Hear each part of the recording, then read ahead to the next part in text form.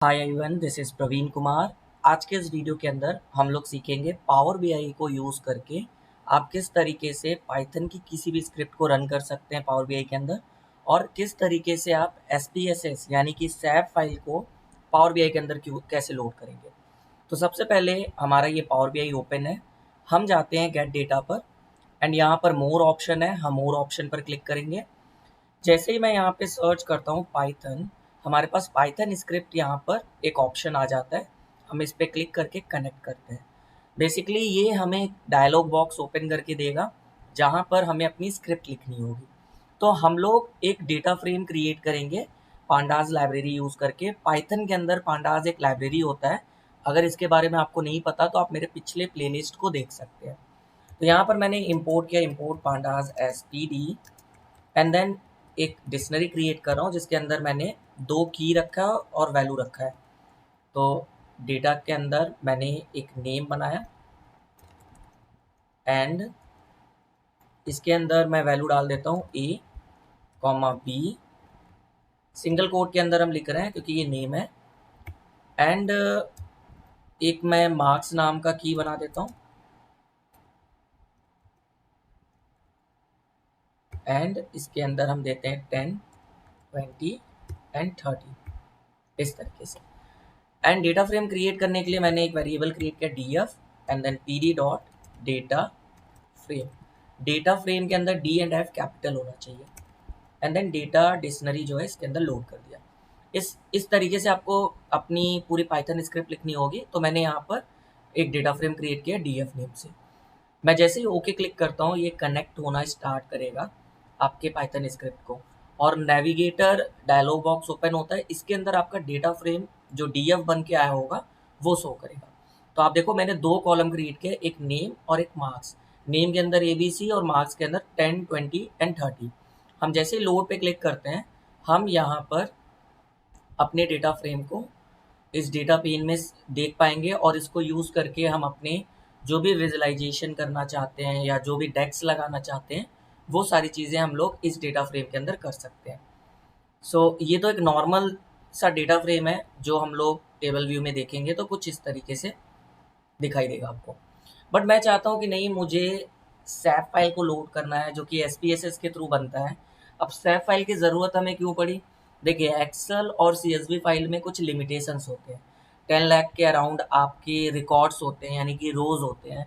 अगर आपका डेटा बहुत ज़्यादा है, 20 लाख हो गया या 40 लाख हो गए, 50 लाख हो गए, उस समय आप एक्सेल या फिर सीएसवी के थ्रू लोड तो नहीं कर सकते, और उस समय आपको बहुत बड़ा रोल प्ले करता है सैप फाइल यानी कि एसपीएसएस फाइल का।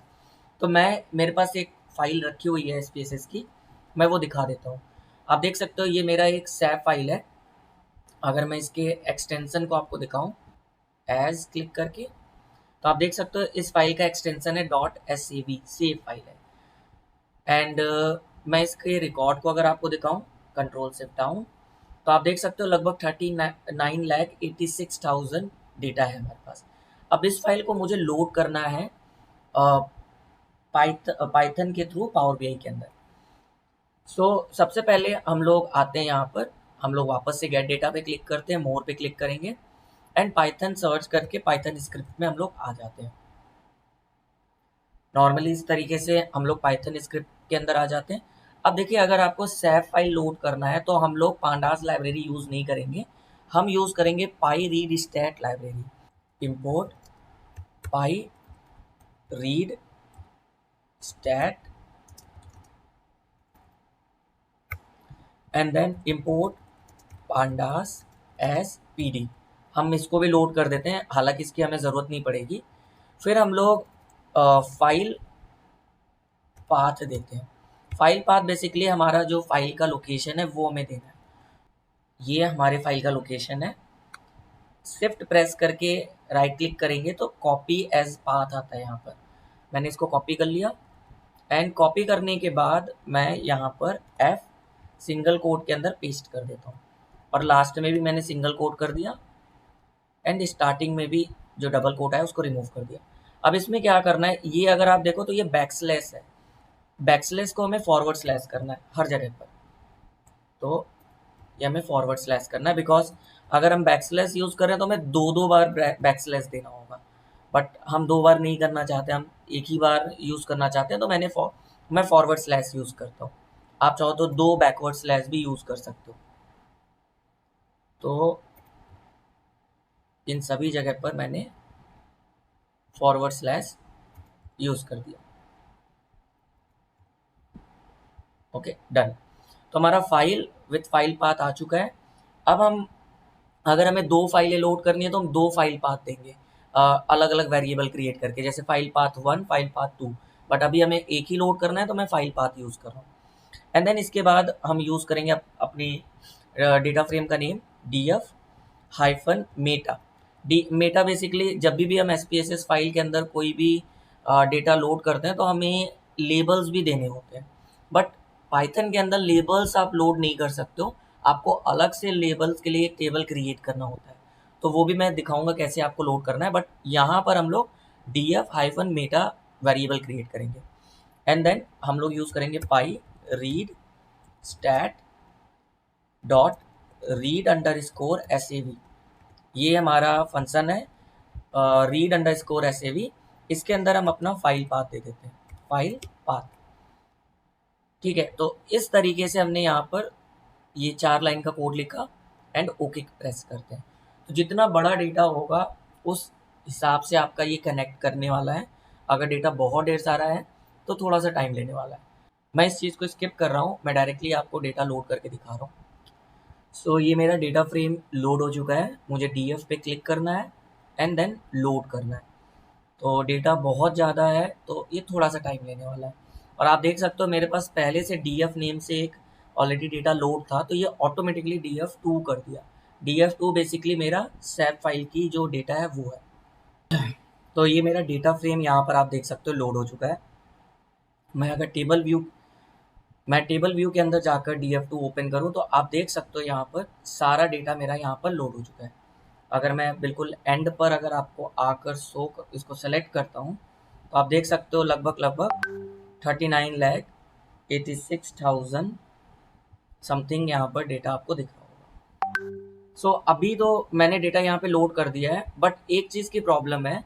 सैप फाइल के अंदर अगर हम देखते हैं तो कई बार क्या होता है, कुछ चीज़ें अनलेबल्ड होती हैं। जैसे यहाँ पर B5Q9 में ये मेरा डेटा 1 लिखा हुआ है, जबकि ये इसका जो लेबल्स है वो इसके अंदर लोड नहीं होता है। तो लेबल्स को हमें अलग से लोड करना होता है। अगर मैं डेटा आपको दिखाऊं SPSS के अंदर, B5Q1 जो हमारा कॉलम है इसके अंदर मस्टर्ड ऑयल आ रहा है, बट ये लेबल है। अगर मैं इसको अनलेबल करता हूँ तो यहाँ पे 1 आ रहा है।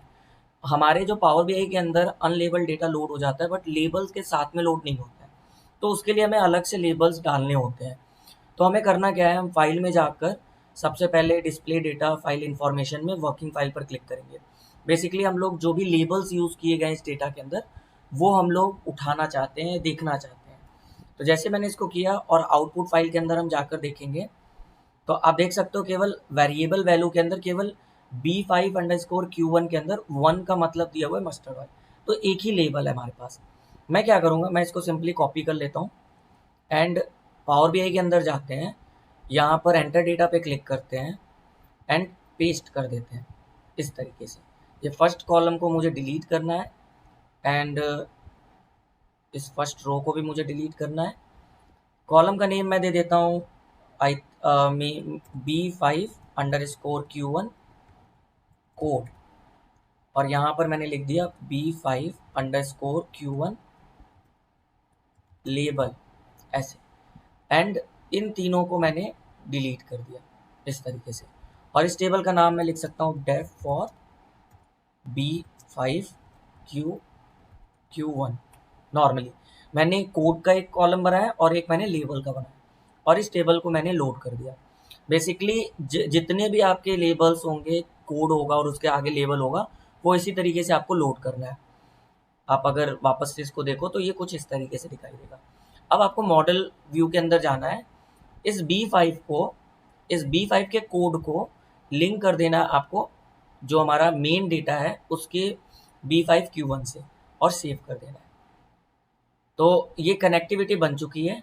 अब आप जब भी B5Q1 यूज़ करोगे तो आपको डेटा फ्रेम का B5Q1 यूज़ नहीं करना है, आपको B5Q1 लेबल यूज़ करना है जो हमने डेफ टेबल बनाया। तो इस तरीके से आप अनलेबल डेटा को लेबल कर सकते हो अगर आपने SPSS फाइल को यहाँ पर लोड किया हुआ है। आई होप आपको इस वीडियो में बहुत सारी चीज़ें सीखने को मिली होंगी।